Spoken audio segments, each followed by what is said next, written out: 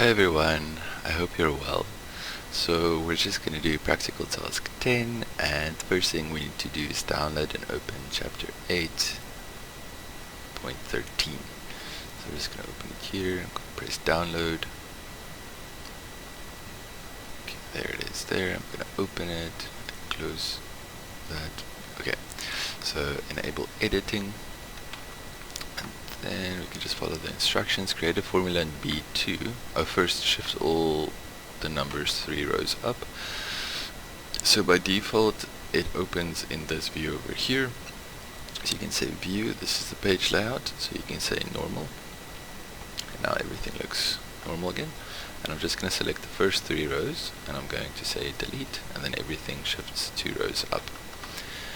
Then we need to make a formula in B2 that will calculate the value in B1 multiplied by the value in A2. Do not use numbers, only cell references. So with cell references, I'm going to call this entire row over here, I'm going to call top. You can rename it there. And I'm going to call this left. And you can also go here, you can say define name, and then you can also call it left.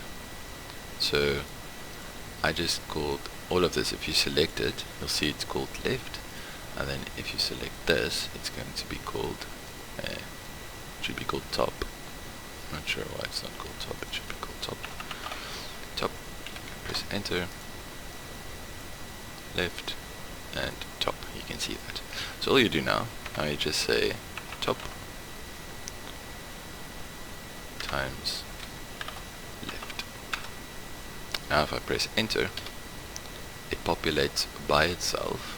So what's happening, it's spilling all of this over, because I just typed this into a single cell over here. And it replicated through all of the cells. But I just want to show you something. If there is for some reason not enough space, so if there's already a bunch of numbers in here, it's going to give me something called a spill error. So now if I say top times left, if I say this, you're going to see there's some sort of error there. It says spill. So it wants to overflow into all of this, but there's already some data in there. So if you don't want that spill error, I know some computers for some reason also didn't spill all those values out there. It just gave a single one over there. What you can do is, if you put the @ sign in front of the top and the left, it's just gonna make that only the one applicable. It's almost like the relative referencing, where it's only going to use that one and that one there. It's not going to try and do all of them into that single cell and then overflow. So if you have that, where you had the spill, or if you didn't have the spill error, if you said top times left, then your final value would just be this one over here.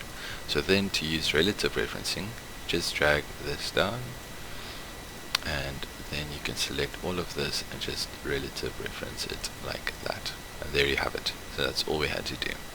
So you just had to use a formula, and if I click on every single one of them, it's going to say top times left. You can call this whatever you want. You can call this multipliers, and then you can call these the numbers. You can there's nothing specified what you should call them, but absolute referencing and cell referencing, and then this is just the relative referencing, where I just drag it down. But if you can, the whole idea would be for you to, it depends on your version of Excel, but if you just say top times left, and then it does everything for you, it's really handy, because you don't have to click anywhere else. You just have everything right there, which is brilliant. Okay, so we did that, and submit your evidence of your formula for B2 as a PDF, as well as your Excel sheet, using the following name format. So I would say for the evidence, you can just go to formulas, show formulas, and then you can click here at the top left, and just double click on the columns, and then they will make the width of the columns perfect for everything to fit in. But I just want to see the formulas, so there might be a chance that you have your formulas spaced out like that, and then you can just upload that. But if you can, I just want you to see how powerful this is. And then yeah, so we just say file, print, and currently we had to remove the, what do you call it, the 3 rows at the top. So just click over here, show margins, and then you can just drag this margin down so that you can see all of the information, so that that image doesn't block what I want to see. Make sure it's on one page, and then you just select the printer called Microsoft Print to PDF, and you say print, and then it's gonna give us the option to save the file, and then you rename it accordingly. And if you don't have that option on your printer, it's a driver inside of your computer, then you can just say browse, and you can select save it as a PDF. So you always also have that. I just prefer having the print preview because you can edit what you want to see, so it's really nice. And